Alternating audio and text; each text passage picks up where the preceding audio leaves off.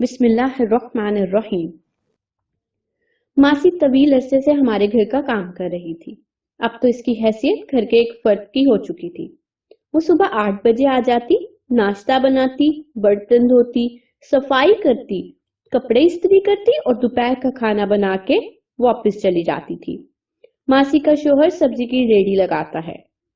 سوریا ان کی اکلوتی بیٹی ہے۔ میٹرک کرنے کے بعد آگے نہ پڑھ سکی اور اب 2 سال سے ایک پرائیویٹ ہاسپٹل میں نرس لگی ہوئی ہے اور 15,000 تنخواہ بھی ہے اور ساری تنخواہ ماں کے ہاتھوں میں رکھتی ہے۔ تینوں کے پیسے ملا کر اتنے ہو جاتے ہیں کہ 2 کمروں کا کرایہ بھی نکل آتا ہے اور کچھ نہ کچھ گزارا ہو جاتا ہے۔ جب سوریا کی نوکری نہیں لگی تھی تو ماسی کے حالات بہت برے تھے۔ بیچاری دن رات پریشان رہتی کہ بیٹی کی شادی کیسے کروں گی، لیکن 2 سال سے ماسی کے چہرے کو پرسکون دیکھ رہا ہوں۔ اب ان کے گھر بلب بھی لگ گئے ہیں۔ ماسی بڑے شوق سے نہ صرف ساس بہو والے ڈرامے دیکھتی ہے بلکہ میری بیگم سے روزانہ ڈراموں کی کہانیاں بھی ڈسکس کرتی ہے۔ سوریا کی عمر 22 سال ہو چکی ہے۔ ہر ماں کی طرح ماسی کی بھی خواہش ہے کہ اس کی بیٹی کے لیے کسی اچھے لڑکے کا رشتہ آئے۔ رشتے تو آتے تھے لیکن ماسی کے دل کو نہیں بھاتا۔ ماسی اور اس کا شوہر کوئی نہ کوئی اعتراض کر دیتے۔ پچھلی مرتبہ ایک اچھا لڑکا مل گیا۔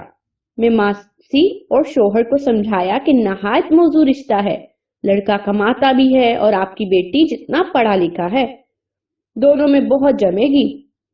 میری بات سن کر ایک نظر اپنے شوہر کی طرف دیکھا اور دونوں کی آنکھوں میں ایک الجھن تھی۔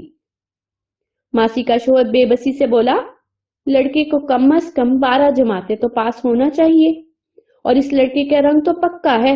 میں اپنی پیاری سوریا کو اتنے کالے لڑکے سے کیسے بیاہ دوں؟ میں سمجھ گیا، ایک بار پھر انکار ہے۔ سوریا کے لیے بہت سے رشتے آئے لیکن ماسی اور اس کی پسند پر کوئی نہ اترا۔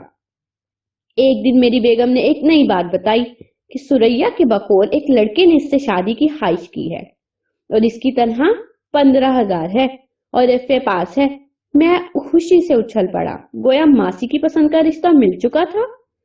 3 دن لڑکا اور اس کے والدین سوریا کے گھر موجود تھے۔ لڑکے والوں کو سوریا بہت پسند آئی اور وہ بضد تھے کہ کوئی چھوٹی موٹی رسم ادا کر دی جائے، لیکن ماسی اور اس کے شوہر کے چہرے سے عجیب سی پریشانی آیا تھی۔ انہوں نے سوچنے کے لیے کچھ وقت مانگا اور لڑکے والوں کو رخصت کر دیا۔ مجھے غصہ آیا اور خود پر کنٹرول کرتے ہوئے پوچھا، اب کیا مسئلہ ہے؟ ماسی بولی، صاحب جی باقی سب ٹھیک ہے لیکن لڑکا کرائے کے مکان میں رہتا ہے، میری سوریا کیسے سکھی رکھے گا؟ میں دانت پیستے ہوئے بولا، جیسے آپ کا شوہر آپ کو سکھی رکھتا ہے۔ یہ سنتے ہی ماسی کی آنکھوں میں آنسو آ گئے۔ صاحب جی میں نہیں چاہتی کہ جیسے میں نے مشکل کی زندگی گزاری ویسے میری بیٹی گزارے۔ کچھ سمجھ نہیں آ رہا تھا کہ ماسی اور اس کا شوہر کیا چاہتے ہیں۔ ایک دفعہ ایک ایسا رشتہ بھی آ گیا جس میں لڑکے کا اپنا گھر تھا، لیکن ماسی نے اعتراض کر دیا کہ لڑکے کی عمر کچھ زیادہ لگتی ہے۔ ایک اور لڑکے کے بارے میں بھی ماسی کی شکایت کی گئی کہ اس کو اینک کیوں لگی ہوئی ہے۔ سوریا کی عمر گزرتی جا رہی تھی لیکن ماسی ایک آئیڈیل داماد کی تلاش میں تھی۔ ایک دن مجھے شک سا گزرا۔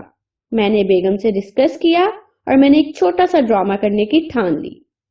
ایک دن ماسی کو سامنے بٹھایا اور اپنے ایک دوست کی تصویر دکھا کر کہا، ماسی یہ لڑکا کیسا ہے؟